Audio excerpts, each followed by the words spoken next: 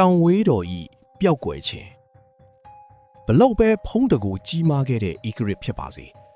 လောကဒန်ရဲ့အလှည့်ပြောင်းကိုတော့မလွန်ဆန်နိုင်ခဲ့ပါဘူးဒွတ်တပေါင်မင်းကြီးဟာ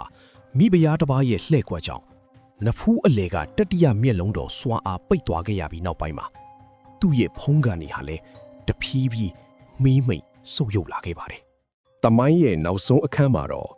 မင်းကြီးဟာအေယာဝတီမြစ်ဝကနေပင်လေပြင်းစီကိုတင်းပေါ်နဲ့ခရီးထွက်ခွာရင်း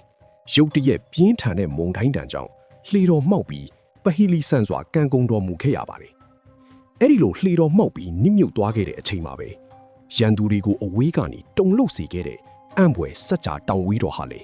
မင်းကြီးနဲ့အတူသမုတ်တရားရေပြင်အောက်ထဲကိုထာဝရနစ်မြုပ်ပျောက်ကွယ်သွားခဲ့ပါတော့တယ်။တောင်ဝေးတော်ကွယ်ပျောက်သွားခြင်းဟာပြူအင်ပါယာကြီးရဲ့ကံကြမ္မာနီဝင်ခြင်းကိုရောက်ရှိဖို့အတွက်ပထမဆုံးသောအချက်ပေးတံဖြစ်ခဲ့ရပါတယ်။ယနေ့ခေတ်မှာ UNESCO ကမ္ဘာအမွေအနှစ်အဖြစ်သတ်မှတ်ခြင်းခံထားရတဲ့တရေခေတ္တရာမြို့ဟောင်းရဲ့နက်ရှိုင်းလာတဲ့မြေအောက်တနေရာမှာ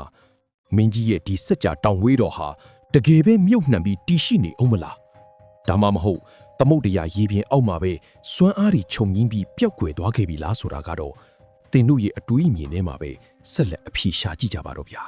အခုလိုမျိုးမြမသမိုင်းတစ်လျှောက်ကစိတ်ဝင်စားစရာကောင်းပြီးလျှို့ဝှက်စမ်းကြေလာတဲ့ဘယင်းဒီမင်းဆက်တီနဲ့လက်နက်စမ်းဒီအကြောင်းကိုအမြဲတမ်းနားဆင်ကျင်နေဆိုရင်တော့ကျွန်တော်တို့ရဲ့ channel ကို like လုပ်ပြီး follow လုပ်ထားဖို့လုံးဝမမိပါနဲ့ဦးနော်